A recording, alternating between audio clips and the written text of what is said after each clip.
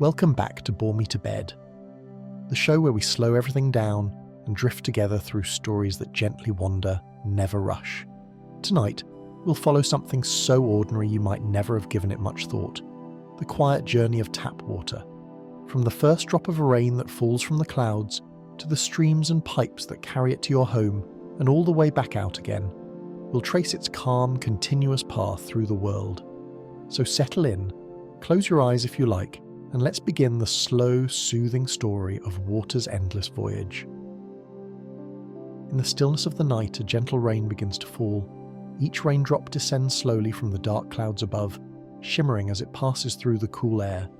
The world below is quiet and waiting, the dry earth welcoming this soft, nourishing gift from the sky. As the droplets land on leaves and rooftops, they create a soothing patter, a distant lullaby for those already tucked in bed. The raindrops bead and roll down broad leaves, gather in gutters, and slip quietly along roof tiles. A stray cat huddled under an awning blinks at the watery shimmer in the lamplight. Little by little, the thirsty soil drinks in the moisture. Every pool that forms reflects the dim glow of the moon behind the clouds. Such a calm, steady rain feels like nature's whisper, a reassurance that life continues in these small cycles.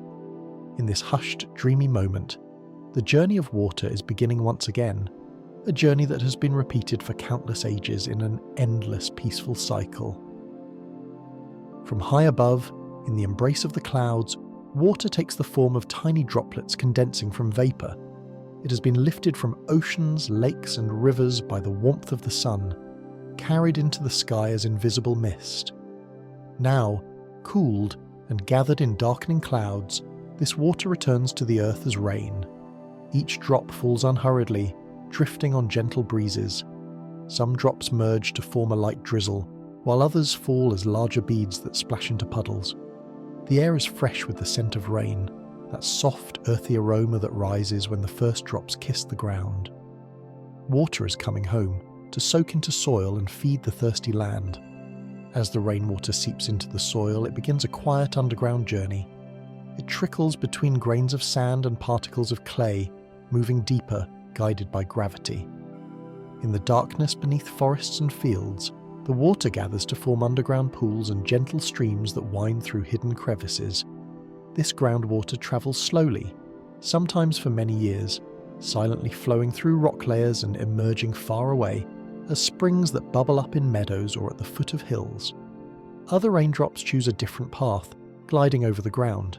They join together to form tiny rivulets, which then join brooks and streams. Downstream, our raindrop now joins a larger river.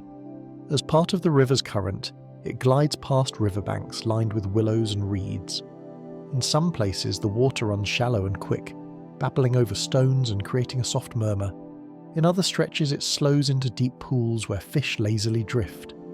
The droplet might spend days or weeks in this river, journeying steadily towards the lowlands. Birds come to the water's edge to drink, sensing the gentle movement of the stream. At each bend, the droplet's path turns under the open sky, sometimes under the shade of overhanging branches. Eventually, the landscape opens up as the river approaches a lake or the sea, and the droplet is carried along, ready for the next phase of its timeless voyage. In cold regions, water falls as snow, blanketing mountains and fields in white silence. Each snowflake is a unique crystal of frozen water, drifting gently down to join the soft banks of snow. There, water finds a temporary stillness, sometimes resting for months through the winter. In high mountain ranges, year after year of snowfall compacts into glaciers, storing water as ancient ice. Come spring or a warm, sunny day, the snow begins to melt. Little rivulets form in the snowpack, trickling down to join mountain streams. This meltwater is nature's slow release, ensuring that even after the rains have paused, rivers continue to be fed by the melting snow. A droplet that froze in a January snow might not enter a stream until April. Its journey paused in a crystal state, and then resumed as liquid. This gradual melting is another gentle chapter in water's voyage, one that paints the landscapes with seasonal rhythms of white and green. The melting snow seeps into soils, replenishes springs, and eventually flows into rivers and lakes, tying the winter to the spring and high mountain peaks to the lowland waters. In time, much of the water will return to the vast oceans that cover the earth. Rivers flow gently into estuaries, where fresh water mingles with the salty sea in a slow dance of currents. The journey pauses in the ocean's expanse, where the water may drift for a while, touched by sunlight and waves. Days or years may pass, but eventually the warmth of the sun will draw this water upward once more, lifting it back into the sky as a delicate vapour. And so the cycle continues, unbroken and serene. The rain falls, water flows, and then it rises again into the clouds. This endless rhythm has continued for billions of years, a silent story of transformation and return. Every drop of water is part of this great story, ancient, ever-moving, and always renewing. For humans, this gentle cycle of water has always been a source of life and comfort. In the earliest days of civilization, people built their lives around the presence of water. They settled by quiet streams and clear springs, understanding even then how precious and vital water was. Each morning someone would walk to the riverbank or the well with an earthen jar, filling it with cool water for the family. The water would glisten in the early light as they carried it home, careful and unhurried, because every drop mattered. In those simple times, clean water was a daily gift, scooped from a flowing brook or drawn up from the depths of a hand-dug well. And when evening came, families would use that same water to cook their meals, to drink and to wash away the dust of the day, feeling grateful for its refreshing touch. In many cultures, wells were seen as sacred gifts. People often decorated them, or offered simple thanks to the spirits of water before drawing up the bucket. The act of gathering water at dawn was also a social one, neighbours greeting each other with quiet nods or smiles as they met at the water source, each waiting their turn. There was an understanding even then that this clear liquid was life itself, something to be respected and never wasted. As villages grew into towns, the simple act of fetching water with a jar evolved into something more ingenious. People learned to guide water's path, gently coaxing it to flow where it was needed. Perhaps they dug channels from a nearby stream, letting water trickle along shallow trenches into their fields to nourish crops. In other places, they built well shafts lined with stones, so that water from underground pools could be drawn up more easily without the walls collapsing. Each well became a cherished source, a quiet, shady spot where neighbours met at dawn to collect the day's water, lowering buckets and listening for the splash as the bucket filled in the darkness below. When the bucket was hauled up, the water inside was cool and clear, carrying with it the earthy scent of the soil it had passed through.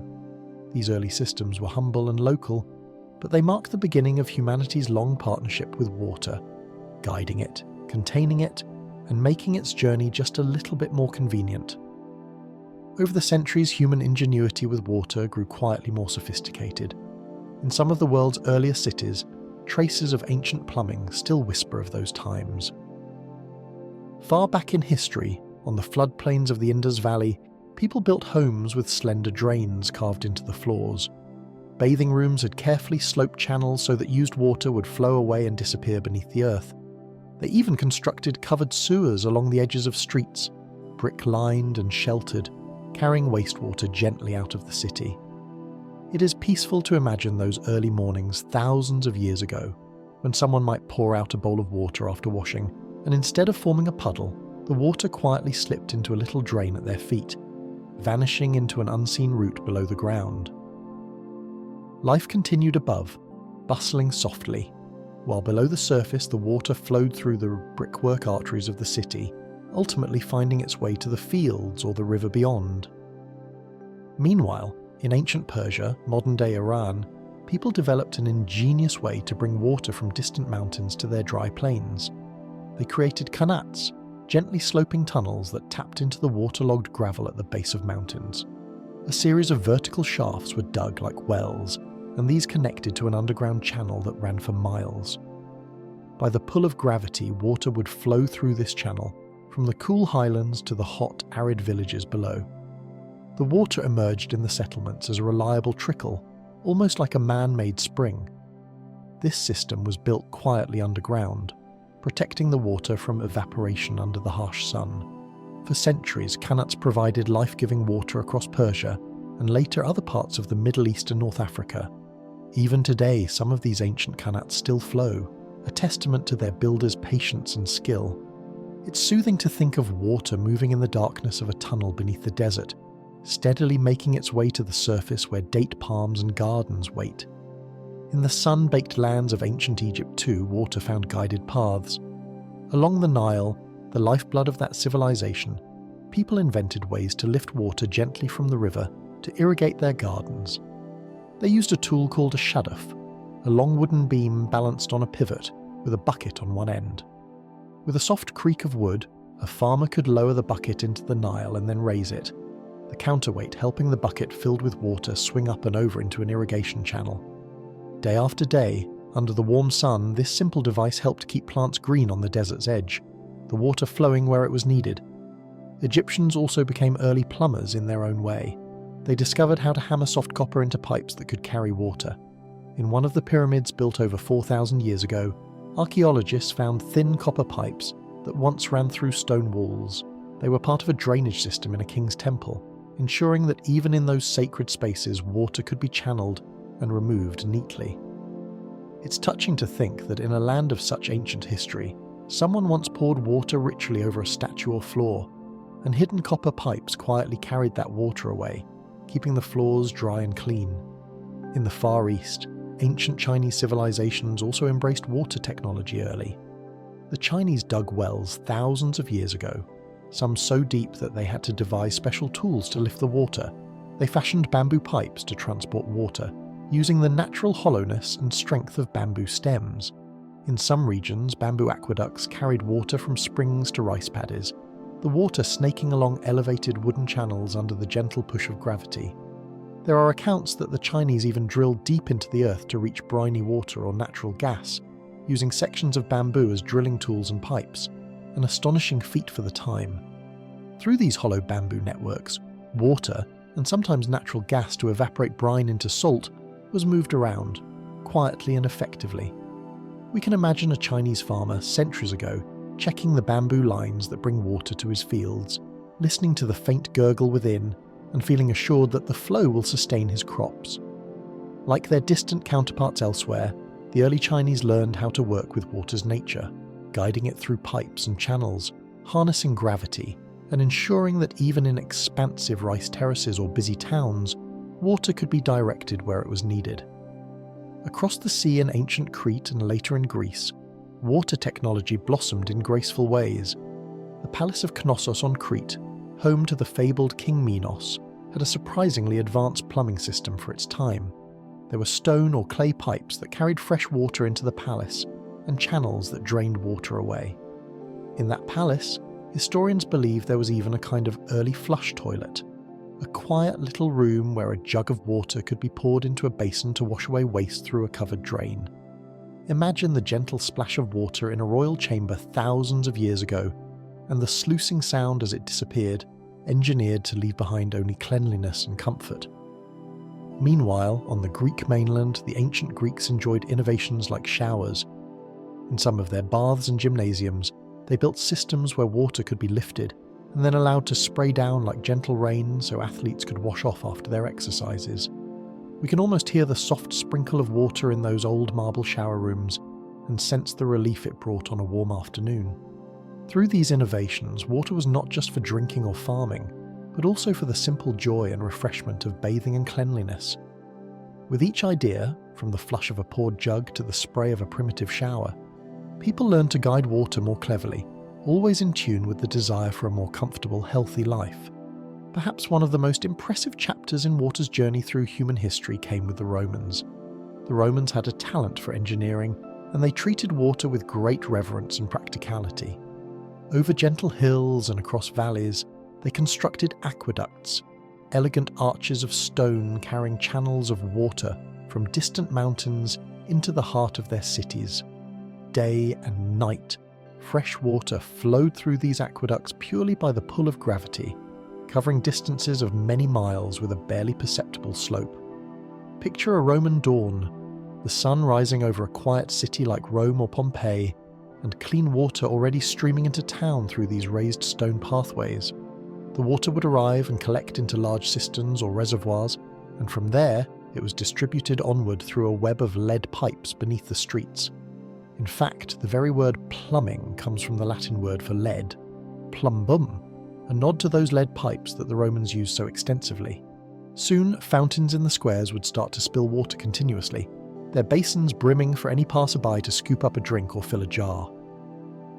In the cool morning, a Roman baker might stop by a gurgling fountain to fill an amphora with water for the day's bread. Children could cup their hands under the constant stream to drink, laughing as the water overflowed their palms. The city gently awoke to the sound of splashing fountains, a sign that all was well and the aqueducts were doing their duty.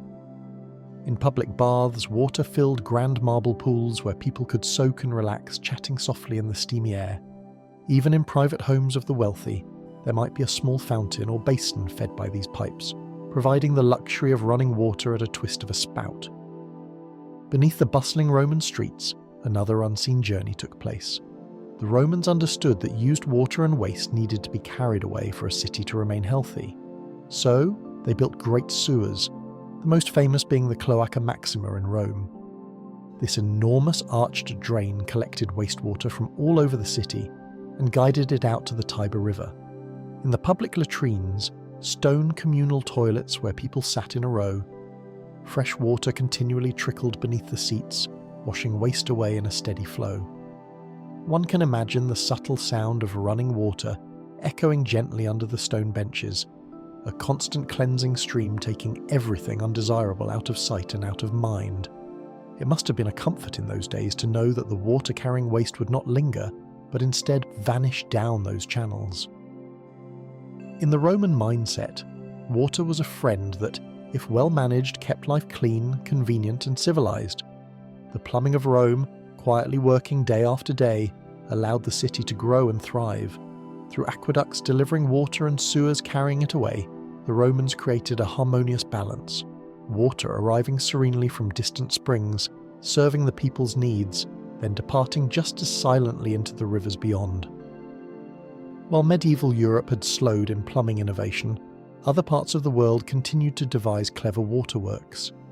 In the Americas, for instance, the Aztec civilization in the 15th century built twin aqueducts to bring fresh spring water into their island capital, Tenochtitlan, where Mexico City now stands.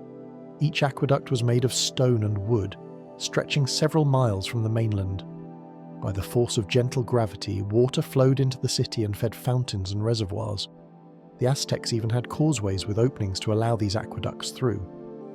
It's stirring to envision the people of Tenochtitlan gathering at public fountains as the water cascaded in, a precious resource delivered through human ingenuity. In the mountain stronghold of Machu Picchu in Peru, the Inca around the same era channeled a natural spring through a series of stone fountains running right through their settlement. Even high on that misty Andean ridge, water flowed in carved stone canals beside stairways and temples, providing for the inhabitants with a serene reliability. These examples show that the knowledge of moving water gracefully was never entirely lost.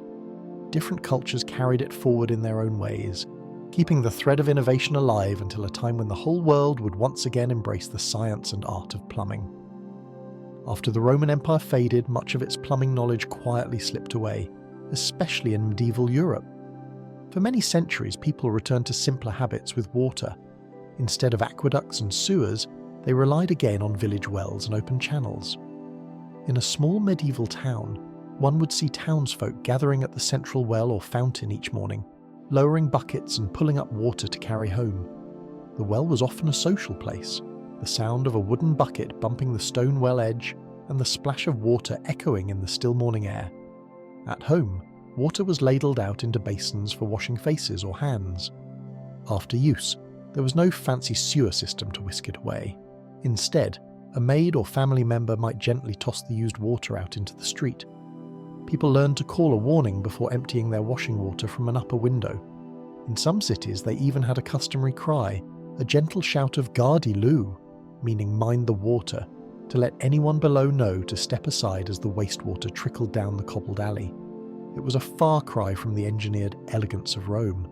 Waste often simply soaked into the ground or ran along open gutters, and rain would eventually wash the streets clean again, carrying everything into the local rivers. In some places like castles or monasteries, there were rudimentary latrines, little rooms called guardrobes where waste would drop straight down into a pit or the castle moat. It wasn't pleasant, and the task of cleaning these areas fell to the lowliest servants occasionally. For the average person, chamber pots were the norm at night, a simple bowl for needs, which would be emptied in the morning, often into the same streets or ditches. Clean drinking water still came straight from those wells, or from vendors who might carry water in barrels from a nearby spring or river. Life moved slowly, and water continued its age-old cycle largely untouched by technology. Rain fell, wells filled, rivers flowed, while people made do with very basic methods of capture and disposal. In this quieter chapter of history, the grand ideas of aqueducts and sewers lay dormant, remembered perhaps only in old texts or ruins, while day to day, water's journey to and from homes remained a personal, laborious affair. It was only in the last few hundred years that the art of plumbing and water supply truly blossomed again. As cities grew larger and the world entered the Renaissance and beyond, new ideas emerged on how to bring clean water to more people with less effort. In the late 16th century, an Englishman named Sir John Harrington devised a curious invention for his godmother, Queen Elizabeth I, a flushing toilet. This device, installed in the Queen's palace, used a tank of water to wash waste away through a pipe. The Queen was intrigued by it, although indoor plumbing was still far from common. Around the same era, forward-thinking cities began to revisit the Roman idea of water systems. In London, for instance, a man-made channel called the New River was constructed in the early 1600s, gently diverting fresh water from distant springs directly into the city. This water flowed into a large cistern, and from there it was distributed to homes and public fountains through a network of hollowed-out wooden pipes. Imagine the relief of Londoners at the time. Instead of hauling buckets from the Thames or a well, they could have water brought closer to their homes by these new pipes, sometimes even into their courtyards.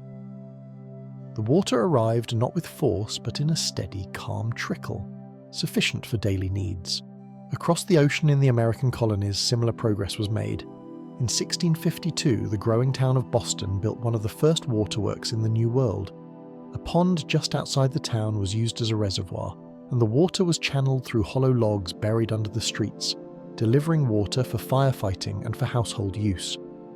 These logs served as some of the earliest water mains. If you walked the streets of Boston then, you wouldn't see anything remarkable underfoot. But beneath the dirt lanes, water was quietly coursing through tree trunks that had been bored through to make pipes. In France, by 1664, King Louis XIV commissioned a grand project to bring water to the fountains of his palace at Versailles. A pumping station on the Seine River sent water through a 15-mile-long cast-iron pipe all the way to the palace grounds. The main supplied water to the nearby town, and the piping served the palace gardens and fountains for more than 330 years. These developments were harbingers of modern water supply networks, systems where water could be gathered and sent outward, reaching people where they lived without each person needing to fetch it themselves. Slowly, invention turned into adoption. By the mid-19th century, affluent homes in cities like London or New York began to be constructed with dedicated bathrooms, luxurious spaces featuring a clawfoot bathtub, a wash basin, and a flushing toilet, all supplied by pipes bringing in clean water and other pipes carrying away the used water. For most ordinary people, however, these were new marvels to be introduced gradually. Some neighbourhoods installed public water pumps on street corners where anyone could fill a bucket for free, replacing the old wells. In other areas, water carts would go door to door, selling water by the bucket until plumbing reached every address. Step by step, the convenience of having water on tap moved from a rarity to a common expectation. By the early 20th century, in much of the industrialised world, even modest homes were built with indoor plumbing in mind. The simple pleasure of turning a faucet in one's own kitchen to fill a pot, or having a toilet that whisked the waste away, became part of everyday life. Earlier generations would have regarded it as nearly magical. By the 18th and 19th centuries, the quiet revolution in plumbing was accelerating. Inventors and engineers across Europe and America turned their attention to water and sanitation. New kinds of toilets, taps, and bathtubs were being developed for those who could afford them. In the late 1700s, a Scotsman named Alexander Cumming improved on the flush toilet design by adding an S-shaped pipe. the S-bend below the bowl, which cleverly kept foul odours from wafting back up into the home. This simple innovation made indoor toilets far more pleasant and acceptable, and paved the way for their spread in the 1800s. Meanwhile, city officials and engineers were tackling the big picture: how to supply entire cities with clean water and how to safely carry away sewage. During the 1800s, as cities swelled with people during the Industrial Revolution, waterborne diseases like cholera and typhoid fever were common and deadly. It became clear that to keep people healthy, water had to be kept clean, and waste had to be carried far away from drinking supplies. And so, great public works were undertaken. In London, after a particularly hot summer in 1858 made the River Thames, which carried all the city's sewage, unbearably foul, the city finally built an extensive new sewer system. Miles of brick-lined tunnels were laid underground, so large that one could almost walk through them, all designed to collect waste and gently carry it out of the city, where it could no longer contaminate drinking water. Around the same time, cities began drawing water from cleaner sources and filtering it. Engineers discovered that by letting water slowly trickle through beds of sand, many impurities and microbes could be removed. The first slow sand filters were installed in the early 1800s, and by the late 19th century, more cities were adopting such methods to make water clearer and safer.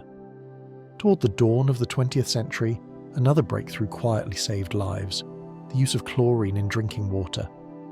In 1908, Jersey City in the United States became one of the first to regularly add a tiny dose of chlorine to its municipal water, killing harmful bacteria. This practice spread, and suddenly diseases that had once taken so many lives began to fade. People might not have noticed anything different in the taste of their water, but they were safer than before. Slowly and steadily, the water emerging from taps in homes became not only a convenience, but a cornerstone of public health. Thus, by the early to mid-20th century, many cities around the world enjoyed the benefits of modern plumbing. The turn of a simple tap brought forth clean, clear water, and the push of a lever on a toilet whisked waste away out of sight. What had once been a luxury or an ingenious experiment was now an ordinary part of life in industrialized societies. People woke up each morning and washed their faces under a stream of water that flowed as if by magic into their sink. Kettles were filled with tap water for tea or coffee without a second thought about how far that water had travelled. This convenience became so normal that it was easy to forget the remarkable network of reservoir, pipes, pumps, and people making it possible. But behind each casual turn of the faucet, there is still a long, careful journey, a journey that water takes every day, from raindrop to tap, guided by both nature's cycles and human hands. Every drop of water that finds its way to your tap begins its journey in nature. Depending on where you live, the starting point of that journey may be a high mountain lake, a flowing river, a hidden underground aquifer, or even the wide sea. Many towns and cities draw their water from surface sources. Picture a calm lake nestled in the hills, its surface like glass in the early morning light. Oftentimes, such reservoirs are surrounded by protected land, forests or hills where few houses or roads intrude, ensuring the water stays clean. In the early dawn, a mist might cling to the surface of the lake, and perhaps a deer or other wildlife comes to the shore to sip, not realizing this lake is part of a grand human water supply. The water level gently rises and falls with the seasons, capturing the generous rains of spring to sustain the community through the dry summer. Around the reservoir's edges, grasses and reeds wave softly in the breeze. The scene is tranquil, belying the important role the lake plays. Beneath that placid surface, an intake pipe draws water out and sends it downhill, through large conduits towards a treatment plant, all without disturbing the peace, like a quietly beating heart sending life outward. Once collected from a lake or river, the water's next stop is a facility where it will be carefully cleaned and purified. Let's imagine the journey of a single raindrop that fell into such a reservoir. Now, this droplet is pulled towards a water treatment plant along with millions of its companions. It has left the open, sunlit lake and entered a large pipe flowing quietly in the dark. Together with countless other droplets, it arrives at the treatment facility ready for a transformative experience. Here, everything moves slowly and deliberately, ensuring that this droplet and all the water around it will become as clean and gentle as nature intended. In other regions, especially where lakes or big rivers are scarce, people turn to the hidden water beneath their feet. Groundwater is like a secret reserve, gathered over years as rain seeps through soil and rock. Wells tap into these underground pools. Imagine a countryside dotted with small pump houses or old windmills, each one quietly drawing water from deep below. In some places, a traditional windmill or hand pump might mark the spot where water is drawn from the earth, the windmill's blades turning slowly in a breeze to power the pump beneath. The groundwater in these deep aquifers can be very old, having trickled down from rains of decades or centuries past. It's as if the earth itself has been a vast filter and storage, holding on to water from seasons long gone. When drawn up, this water often comes out cool and clear, a refreshing gift from below even on a hot day. Nevertheless, treatment including disinfection is still usually provided to ensure it meets stringent drinking water standards. Sometimes villagers historically decorated these wells or held them in reverence, treating them with the respect owed to something that took so long to gather. There are also extraordinary places where water's journey begins in unconventional ways. In some dry coastal cities, where rain is infrequent and rivers few, the vast ocean itself becomes the source of drinking water. Through a process known as desalination, seawater is drawn in and pushed through special filters that remove the salt. At a desalination facility by the seashore, one can often hear the whir of pumps and the whoosh of water being processed. But beyond the plant's walls, the ocean waves continue to lap against the sand as they have for ages. The seawater enters the plant with all its salt and leaves as fresh water, a transformation that might have seemed like alchemy to those in the past. These plants run constantly, night and day, providing a dependable source of fresh water in arid regions, helping communities thrive. Outside, under the sun, the leftover concentrated brine is returned to the sea, dispersing slowly in the vastness of the ocean. The process is complex but contained, turning the boundless blue of the sea into drinkable drops that flow inland. For communities in deserts or on islands, this method is a lifeline, an assurance that even if rain is scarce, the taps will not run dry. Then there is the practice of recycling water, cleaning used water so it can be used again. In most places, recycled water is used for irrigation or industry, but a few pioneering cities have taken it one step further. They treat wastewater to such a high degree of purity that it can rejoin the drinking supply. Think of a drop of water swirling down a drain in a kitchen sink. Normally, it would go to a treatment plant and then be released to a river or the sea. But in a community focused on conservation, that drop might be steered through an advanced purification facility that makes it as clean as rain. Through multiple stages, filtration, biological digestion, chemical treatment, and disinfection, it's cleansed and polished until it is crystal clear. That once used drop can then journey right back into a reservoir or an underground aquifer, blending with other water, awaiting its turn to flow out of a tap once more. If our droplet were in one of those cities, it might not flow straight to a river at all. It could be diverted through an extra pipeline right back toward a drinking water reservoir, starting the cycle again almost immediately, like a traveller taking another loop on a gentle circuit. It's an elegant loop, and although this direct reuse is not common everywhere, it shows how even water that has been used doesn't have to be the end of the story, but rather the beginning of a new cycle. Rainwater collection is often practiced in rural or off-grid areas, and it continues today much as it has for ages. In some quiet countryside homes, rainwater takes centre stage as the primary source of drinking and household water. Picture a small cottage with a tin roof on a rainy day. The raindrops tap lightly on the metal, forming little rivulets that run down into a gutter. Instead of letting that water soak into the ground, the gutter guides it to a pipe that leads into a large storage tank by the house. Over weeks and months, each shower fills the tank bit by bit. When the sun comes out and the clouds part, that stored rainwater patiently waits. The household can then draw from the tank, using the collected rain for washing, gardening, or if properly filtered and boiled, even drinking. Rainwater collection is often accompanied by a reverence for the weather. Families watch the clouds and forecasts eagerly, knowing that a good downpour means full barrels and cisterns. They may place mesh screens on their gutters to keep leaves out of the system. A little bit of sediment might settle at the bottom of a water tank over time, but for the most part the water remains pure.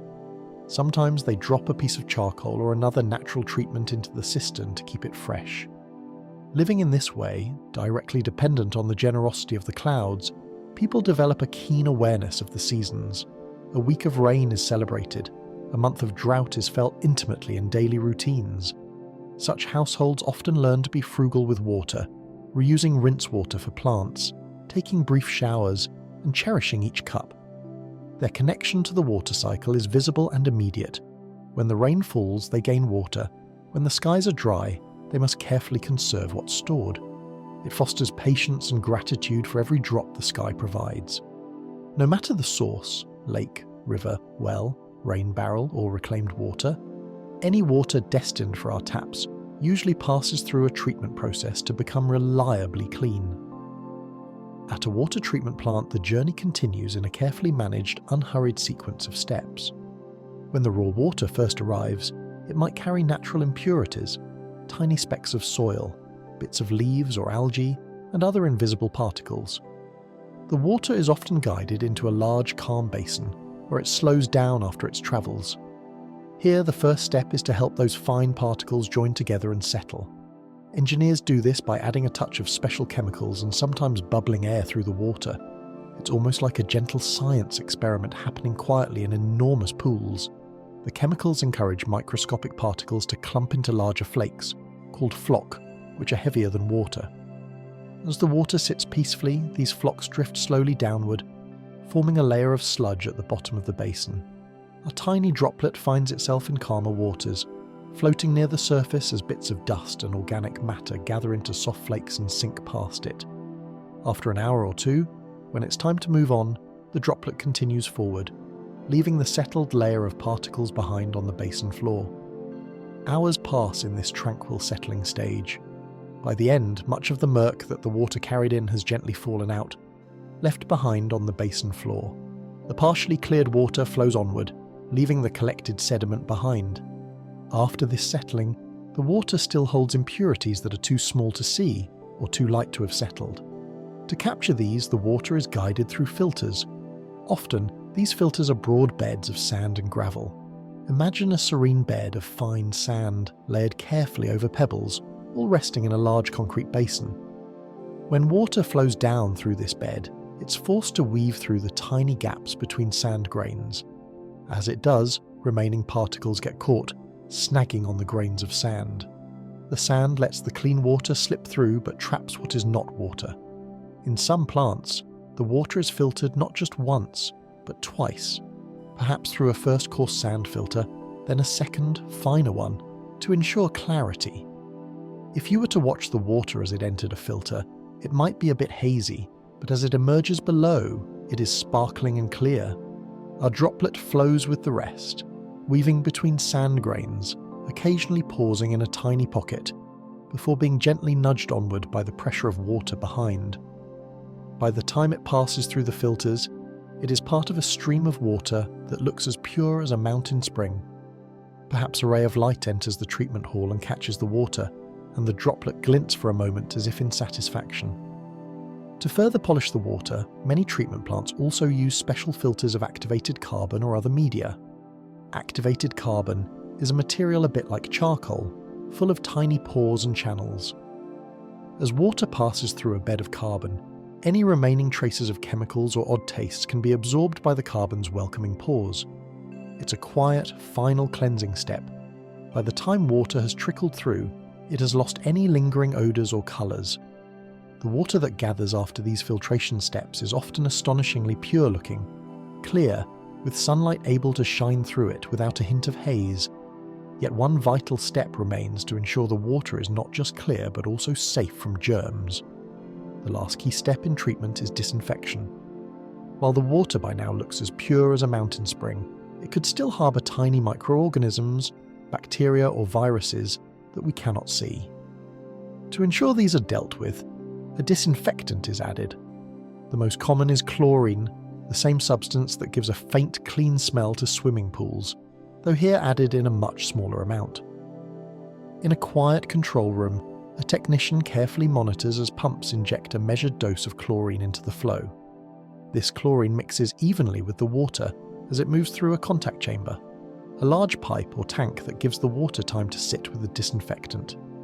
During this gentle pause, the chlorine finds and neutralizes any harmful microbes, ensuring the water is biologically safe. Our droplet drifts in this final basin, infused with a faint touch of chlorine. It is unaffected, but any invisible hitchhiking germ that might have been riding along is now gone. In some places, other methods are used too. For example, powerful ultraviolet lamps may shine on the water to sterilize it with light, or a compound called ozone might be bubbled through to kill microbes. Whatever the method, the result is water that is not only clear and refreshing, but also safeguarded for human use. By the end of its treatment journey, the water is sparkling clean and ready to set out towards the community. Once treated, the water typically spends a short time in a reservoir or clear well at the treatment plant, a final staging area ensuring there's always a supply ready to go. From here, it enters the vast distribution network, a hidden web of pipes, valves and pumps that lies beneath our roads and sidewalks. Water flows out through large trunk mains, which gradually branch and narrow into smaller pipes reaching every neighbourhood. In many towns, water towers stand tall against the sky as part of this system. These towers, often visible from afar, hold water in elevated tanks. The weight of this raised water creates pressure, so when a tap is opened miles away, the water is gently pushed out by gravity. It means that even in the middle of the night, if you open your faucet, treated water is poised to flow, pressurized by either pumps or those elevated tanks. For our droplet, this stage is like a grand tour beneath the city. It rushes down a wide pipe, then slows as the pipe widens into a reservoir tank, then moves again with countless fellow droplets through narrower neighbourhood lines. Occasionally it rests briefly in a tall water tower high above a town, enjoying a sort of panoramic stillness, if it could see, of the surrounding land before gravity pulls it downward into the maze of pipes again. Whether climbing hills in pumped pipelines or coasting downhill, the droplet travels ever closer to homes. The journey through the distribution pipes is usually swift but not chaotic. The water moves smoothly, humming along at a steady pace. As it travels, it is kept safe within the metal or plastic walls of the mains, in cool darkness. A slight metallic or mineral scent might infuse the water from the pipes, giving each region's water a subtle, unique character. Perhaps from old iron mains in one city or mineral-rich wells in another. But through pipes large and small, under streets and across hills, the water finds its way, spreading out like roots delivering nourishment to every household tap. Finally, the journey nears its end as the water enters individual buildings. A small service line, perhaps a narrow pipe of copper or plastic, branches off from the main under the street and leads the water right to each home. It passes through a water meter, quietly ticking away to measure usage, and then into the plumbing of the house.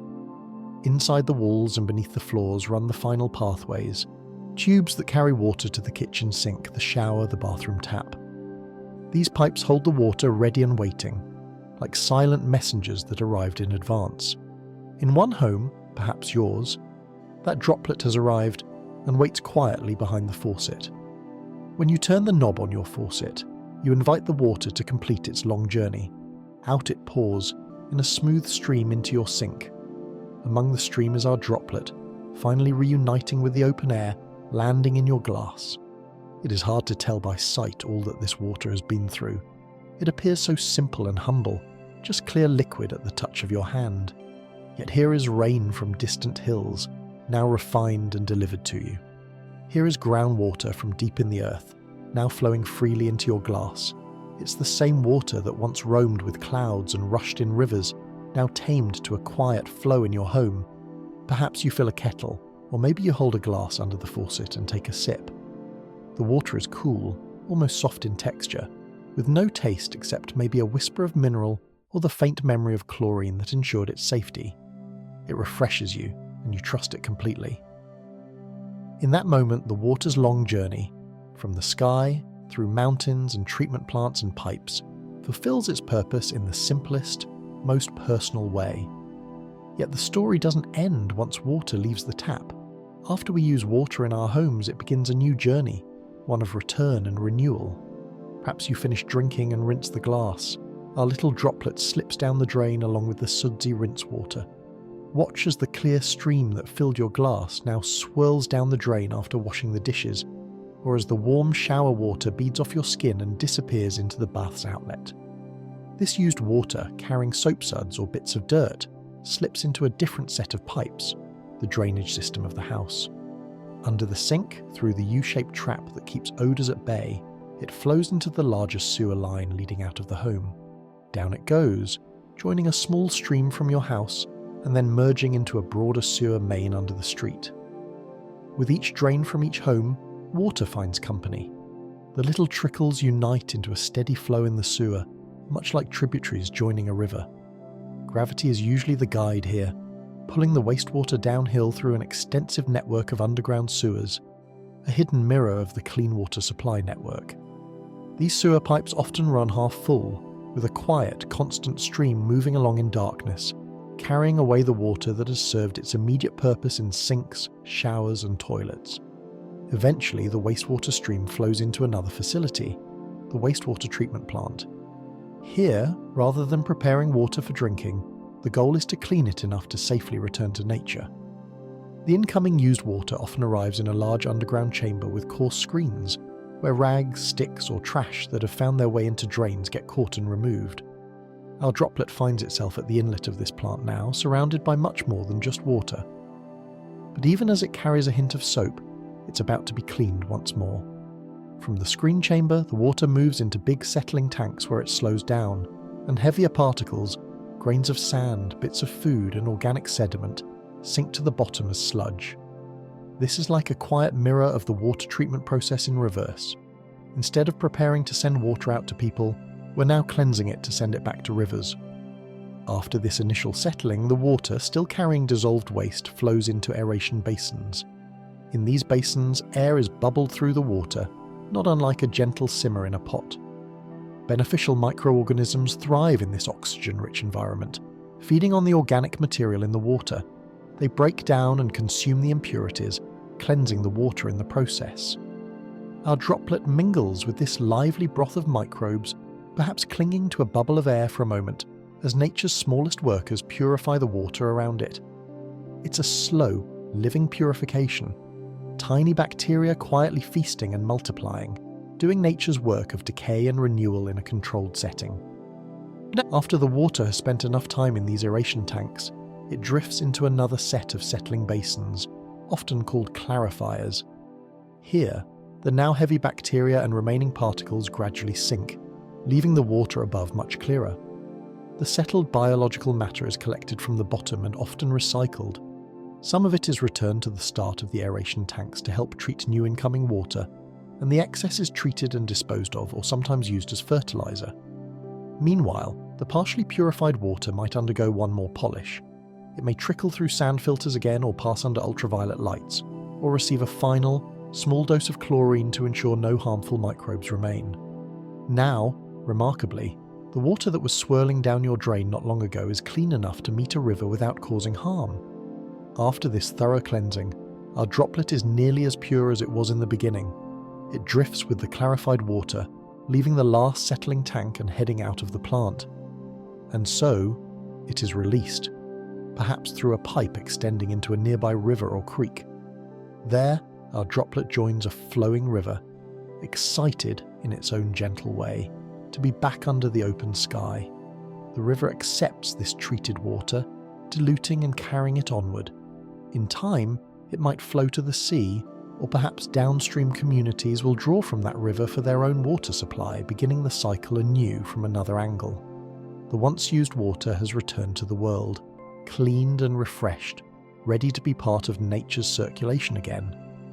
It is comforting to know that even after water leaves our homes, we do our part to give it back clean. In some innovative communities, this treated wastewater is not only released to nature, but portions might be directed into reservoirs or underground aquifers as part of managed cycles, essentially saving it for reuse. In most cases, though, it rejoins the environment, where sun and wind and earth will continue the purification, and in time that water will evaporate into the sky or seep into the ground, falling as rain elsewhere, continuing the timeless cycle anew. Though water's journey from source to tap follows the same basic principles everywhere, the experience of tap water can differ greatly from country to country to country, and even from town to town. In many modern cities across Europe, North America, East Asia and Oceania, tap water is not only safe to drink, it's often of excellent quality, clear, tasty and rigorously tested. You can walk into a kitchen in Germany or Japan, fill a glass from the faucet and drink it without a second thought. In places like Switzerland or Norway, the water sometimes comes straight from mountain lakes or glacial streams, and it retains a crisp, fresh flavour, carrying tiny traces of minerals that give each region's water a subtle signature. Some cities use groundwater that is naturally high in minerals, resulting in what's called hard water. If you wash your hands in it, you might notice the soap feels a bit different, and your kettle might accumulate a bit of mineral scale over time. In certain regions, communities even add tiny amounts of fluoride to the water, a mineral that helps strengthen teeth and prevent cavities.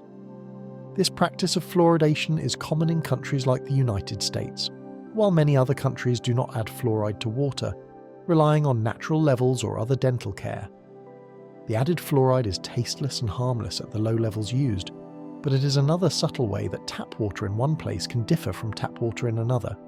Even the simple act of making a cup of tea can highlight these differences.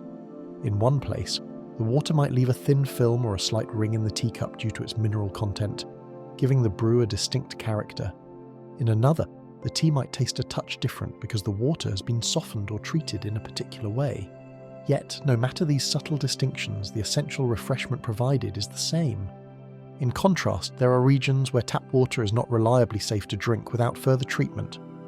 In parts of the world, especially some developing areas of Africa, Asia and Latin America, water may be drawn from rivers or wells that carry contaminants. Locals in these areas often boil their water or use basic filters before drinking to eliminate germs.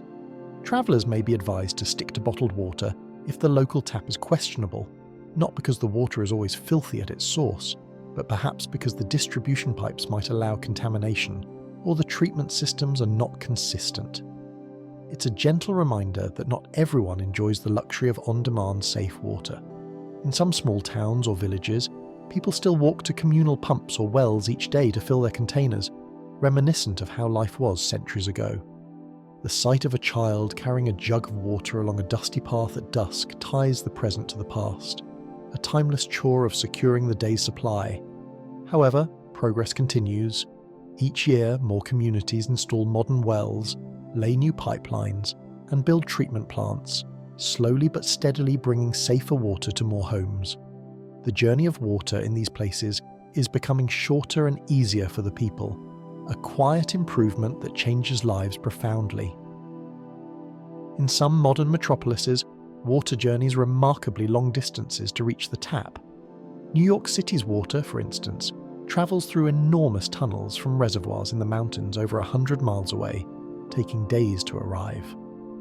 Los Angeles draws water from distant rivers and lakes via aqueducts that run across deserts and over mountains. A single drop may travel hundreds of miles through open canals and pipelines before it ever reaches the city's faucets. These feats of engineering echo the spirit of the Roman aqueducts, but on a grander scale, linking far-off natural sources to thirsty urban centres. The water that pours into a kitchen sink in a high-rise apartment might have begun its journey far beyond the horizon, perhaps melting from a snowpack in the Sierra Nevada or flowing from a man-made lake on a distant river. Despite the distance, the flow is continuous, and the person drinking it is likely unaware of the odyssey their water has made. It's a testament to human planning that such far-travelled water can still arrive tasting fresh and clean. Another difference lies in how water supply is managed and perceived across countries. In water-scarce regions like the Middle East or parts of Australia, there is a deep culture of conservation. For example, in arid parts of Australia, people are mindful of every drop, taking very short showers, collecting rainwater, and using grey water for the garden, because they know the rains can be infrequent and the reservoirs low. In the Middle East, countries like Saudi Arabia, Kuwait, or the United Arab Emirates have invested heavily in desalination. Much of the tap water there once came from the sea and has been purified at great effort. Consequently, water is precious, and awareness of its journey is high. In Singapore, a city-state with limited natural water, They have embraced recycling on a large scale. The city's system captures wastewater, treats it to very high standards, and blends it back into reservoirs, branding it as NE water. Residents drink this reclaimed water, knowing it's as pure as any other, and the city thereby squeezes maximum value from each drop. Even beyond Earth, astronauts aboard space stations practice an extreme form of water recycling. Every drop of moisture, from exhaled breath to used wash water, is captured and purified into drinking water again. A closed loop in microcosm that reminds us, in the silence of space, just how precious and self-contained the water cycle can be. Compare all this to places with abundant fresh water, where sometimes people take water for granted and might let the tap run longer than necessary simply because they have never experienced a true shortage. Different circumstances shape different habits, and water's journey is appreciated differently around the world. Infrastructure can vary too. In most wealthy countries, water flows to homes continuously. You can turn on the tap any hour of the day or night and expect water. But in some cities with older or overtaxed systems, water might be supplied on a schedule. In parts of India or Nigeria, for example, the municipal supply might only be available for a few hours each day. People adapt by storing water in tanks on their roofs or in large barrels, making sure to fill them when the supply flows. When the city's pumps are turned off, those rooftop tanks feed the household by gravity, and life goes on. It's a different rhythm. Families become attuned to water timings, listening for the rush of water when it comes, knowing that for a short while the pipes will sing with flow. They collect and conserve, treating stored water almost like a pantry staple to be rationed carefully until the next window when water comes. Hearing about such routines can remind one how fortunate continuous water service is, and how in many places people work a bit harder for what others receive effortlessly. In many countries, one will also notice the prevalence of bottled water. It might seem curious at first. After all, if tap water is available, why would one need water in bottles? The reasons vary. In places where tap water is not trusted, bottled water provides peace of mind, a guarantee of safety. But even in regions with good tap water, bottled water is popular for its convenience and sometimes for its taste. The journey of bottled water is a parallel tale to tap water, but with its own twists.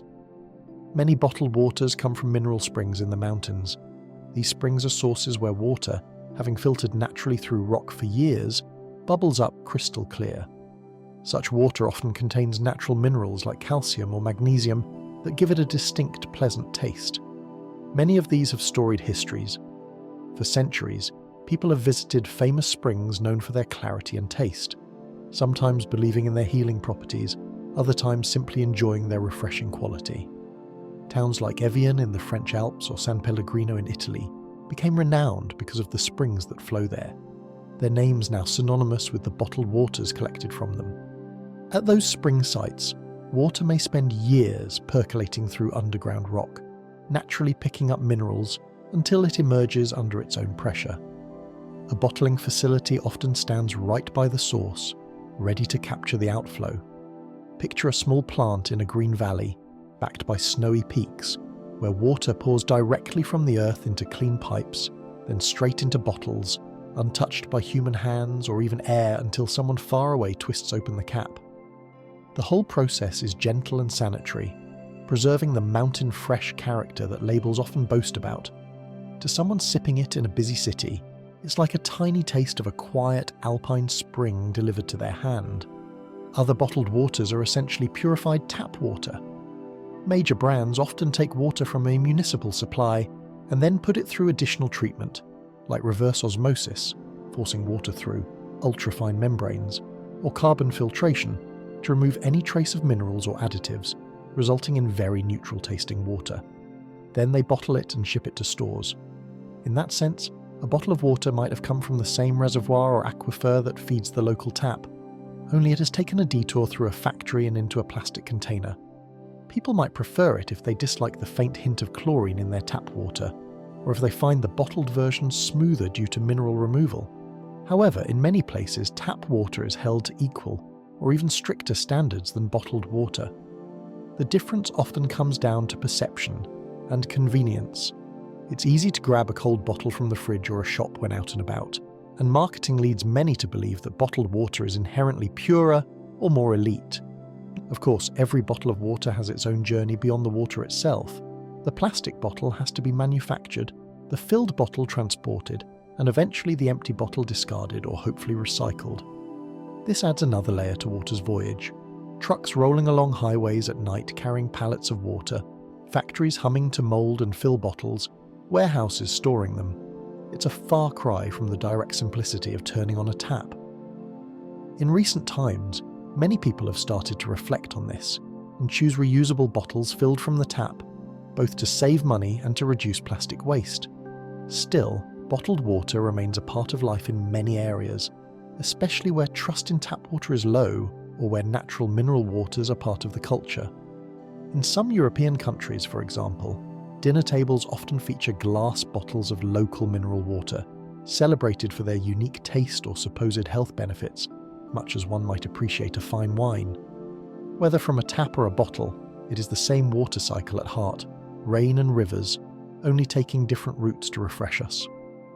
As you lie in the quiet of night, you might consider that the very water resting in a glass by your bedside has been on an incredible journey. The molecules in that water have cycled through clouds and rivers for eons.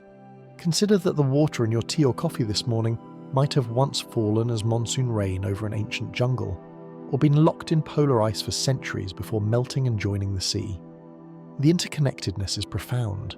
The rain watering a garden in one country could evaporate, travel on the wind, and one day fall on a field in another country. Through the great patterns of air currents and ocean currents, water mixes and moves around the globe. It means that, in some sense, we all share the same water.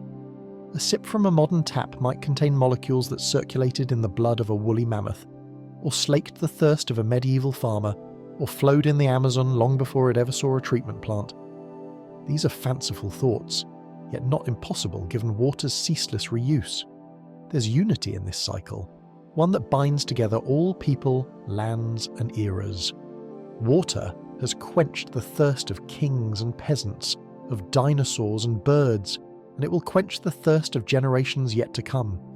In its journey, it carries memories of the Earth's entire history, though it remains eternally renewed each time it is poured. Water itself is a quiet marvel. It has no colour, yet it reflects every colour of the sky. It has no shape, yet it moulds itself to the form of any container or stream bed it finds. It can be still as glass in a pond or roaring as white foam in rapids, but in our daily lives we mostly encounter its gentlest form, a tame flow at the turn of a tap. It cleanses and it nourishes. A cool drink of water can revive us when we're tired, and a warm bath can soothe our very soul. Despite its power to erode mountains over millennia, water in our homes arrives calm and compliant, ready to serve. There is a subtle beauty in watching a clear droplet hang from a faucet for a split second before it falls, catching the light. That same droplet, once it falls, joins countless others in a common purpose. In this way, water also teaches us about unity and persistence. Many small drops together create a stream, a river, an ocean. Each alone is almost nothing, but together they sustain the world.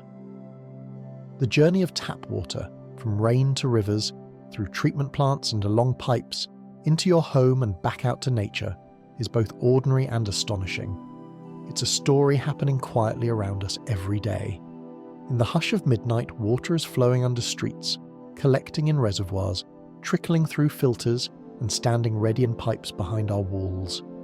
Even when a city sleeps, a million tiny currents persist, water towers gently refilling after the evening's use, pumps turning lazily to keep pressure steady, and reservoir gates releasing just enough flow to meet the quiet demand of night shift workers and dreaming households. The vast system takes a breath, as usage is at its lowest, yet it never stops. A faucet dripping in an empty kitchen, a garden sprinkler on an automatic timer whirring on briefly before dawn. These are subtle hints that water's work is never done. By the time the first birds begin to sing and the sky starts to lighten, the cycle is already moving a bit faster again, ready to greet the new day. Each drop is on a slow, purposeful mission to sustain life. The sounds of water can be like a lullaby if you listen closely. The the patter of raindrops on leaves, the gentle gurgle of a brook over stones, or the soft lapping of waves on a lakeshore at dusk. Each of these quiet sounds is water whispering its age-old story. They remind us that water is always moving, always present, yet never in a hurry. From the first drop of rain that lulled you at the start of this journey, to the last drip of a faucet before sleep, water creates a soothing music for those willing to hear it. There is something comforting in this reliability, this gentle movement of water through a cycle that connects all of us to the world. With every sip you take, you become part of that cycle too. In this dreamy awareness, you're connected to that journey, knowing that when morning comes, water will be there for you, ready to continue its peaceful, essential voyage through your day and throughout the ages. And that's where we'll leave it tonight. The quiet journey of water continues, looping endlessly from sky to soil, to tap and back again. Always moving, always renewing, always there. As you drift towards sleep, maybe you'll hear a soft drop somewhere, a tiny reminder of the calm persistence that keeps the world turning. Thank you for listening to Bore Me to Bed. Until next time, rest easy, breathe slowly, and let the steady rhythm of water guide you into dreams.